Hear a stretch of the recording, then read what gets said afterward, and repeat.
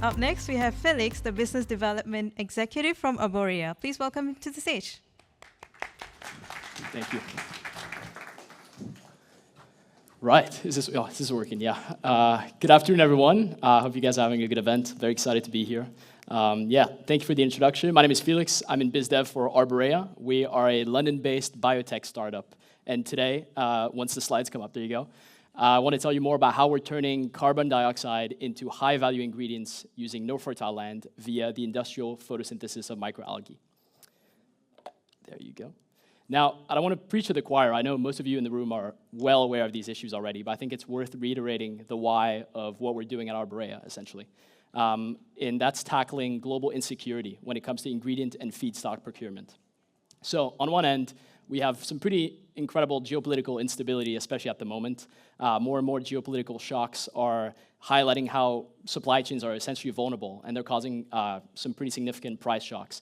In fact, just 2 months after the closure of the Strait of Hormuz, urea, so fertilizer prices were up by about 80%, which is mind-boggling to me. And then on the other side, we have increasingly challenging conditions climatically, which are really making it harder and harder to grow these ingredients in feedstocks.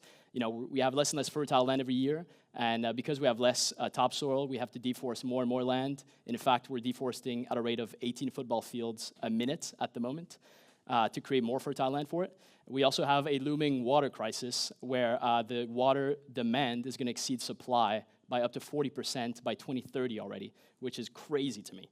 And then obviously throw in the mix some costly and volatile energy prices, and you get a cocktail of conditions where essentially highlighting how vulnerable and fragile our supply chains are and how badly we need innovative solutions to mitigate these risks. And that's exactly what we're tackling at Arborea.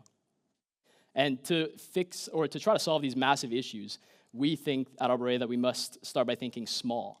And in fact, in our case, we're thinking microscopic level by looking at one of the most incredible organisms on Earth, and that's microalgae. Now, what we're doing at Arborea all comes down to our completely unique new technology disruptive that we've developed that we call the BioSolar Leaf. And essentially, the best way I can describe it is it's a breathing cultivation system where we have these tubes that we've designed to be breathing tubes. So we've optimized how they breathe in carbon dioxide, breathe out oxygen. In these tubes, which are laid out horizontally on barren, non-fertile land, so desert land pretty much, we have water flowing in a closed system, so we recycle the water over and over.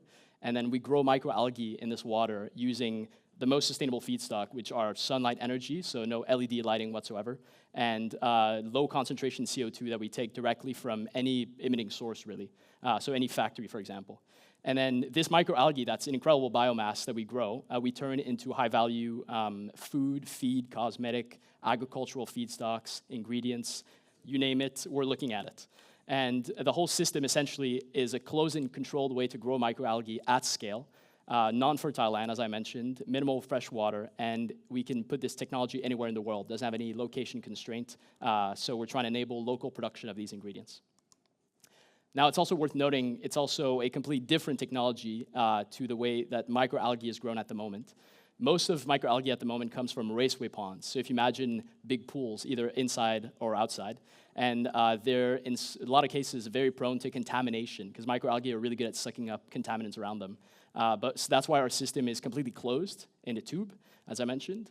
And we're also completely different to fermentation and conventional photobioreactors, which often have high CapEx associated with them and sometimes run into scalability issues when it gets to really, really large scales, and also have some more expensive components. Our system was designed to be low CapEx, modular, so we can copy-paste it. 3 hectares, 5 hectares, 100 hectares is the vision, and is designed from day one to scale. And as I mentioned, we also use CO2 from anywhere because we don't need any pressurized gases in the system. So we can literally co-locate next to a bioethanol plant, a brewery, a fermentation plant, really any source of CO2 emission. We take that CO2, plug it into the system, and 2 tons of CO2 becomes 1 ton of ingredients. Now, if we look at inside microalgae and why it's such an incredible organism for so many different use cases, I've put one example here, which is spirulina. It's probably one of the most famous microalgae. Some of you might have consumed it in your smoothies before. Essentially, as you can see, it's extremely protein-packed. And the reason why so many microalgae are so nutrient-dense To understand this, we have to go back over 3 billion years ago. Essentially, nature designed these microalgae to be a source of life, essentially, and that's why they're so packed with incredible bioactives and nutrients. So as I mentioned, yeah, spirulina is packed with complete amino acid profile and high digestibility proteins, some really interesting carbohydrates, essential omega fatty acids, and most interestingly, to me at least, is how many bioactives and highly bioavailable vitamins and minerals there are in these microalgae. And that's just spirulina. The beauty is that there's 30,000 plus photosynthetic microalgae already discovered and growing. And with our system, we can grow any photosynthetic microalgae. So I've put a few examples here of some other big names, chlorella, nanochloropsis. But essentially, all these microalgae offer a distinct portfolio of incredible compounds that we can grow at scale and then extract to turn into ingredients or feedstocks for other processes. But we're a startup, so we had to start somewhere. We started with spirulina, mostly because it's so protein-packed, as I mentioned earlier. So these are initial products that we produce as a B2B manufacturer for ingredients and feedstocks. We have our BioSolar spirulina, which is what is the whole biomass that we grow essentially in a dried form. We believe it's completely superior to any spirulina on the market, but obviously we're incredibly biased saying that.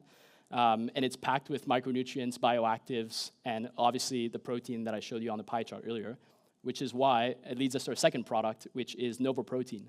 It's a multifunctional, neutral-tasting, water-soluble protein that we extract through our proprietary extraction process from our spirulina. And we can use that in Novoprotein in plant-based milk, for example, or really to replace any plant-based proteins that are out there in the food space.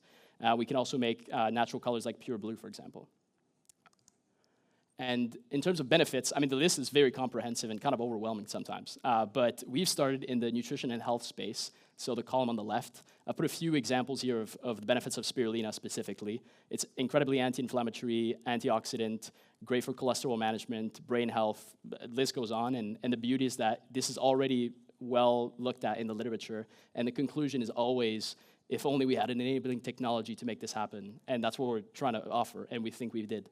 I've put also a few examples in the cosmetic space. Obviously, anti-inflammatory, antioxidant is great for that. Skin health, collagen stimulation, etc. And I put agriculture as well because we're testing our spirulina as a biostimulant to complement fertilizers, for example. Now, we already have significant commercial traction, mostly on the food space. For example, we have some signed joint development agreements with world-leading dairy FMCG multinational and a world-leading dairy producer, mostly on the protein side. For plant-based milks, for example. We also have JDA with a fruit-based FMCG manufacturer and an offtake more on the spirulina front from a health and supplement multinational. But the reason why we're here today and the reason why I'm speaking to you is because we're seeking new collaborations in, obviously we'll always take more interest in the food space, but we're looking for new collaborations in non-food sectors. Like I've put a few here, cosmetics, biostimulants, animal feed, fermentation feedstock. Really, if we can use our microalgae as a feedstock or an ingredient to any other processes, we're interested in speaking to you. And these, a lot of them, all the examples I put here already kind of cited in the literature as doable and tested. It just hasn't been done at scale. And that's why we're excited to speak with you. Now, this isn't science fiction. We're doing this as we speak. We have a pilot facility in right outside Lisbon in Portugal, which you can see on the left. And this is for mostly our R&D and sampling and testing. And then we're building, I learned this last week, it's going to be the biggest spirulina factory in Europe, in fact, right next to where our pilot facility is in Portugal, which we're going to produce industrial scale spirulina over the next couple years. This is our team. We're about 30 people now at Arborea and about 8 years old and I think 40 patents now.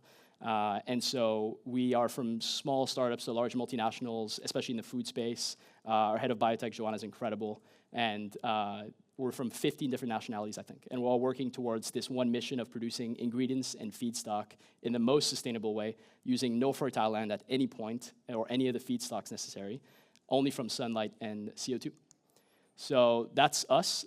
If, as I mentioned, you're in any area where you think microalgae could be used as an ultra-sustainable, ultra-performing ingredient or feedstock, we'd love to speak with you. This is happening. We're building the next factory, as I mentioned, over the next 12 months. And so we'd love to do some more collaborations. Thank you.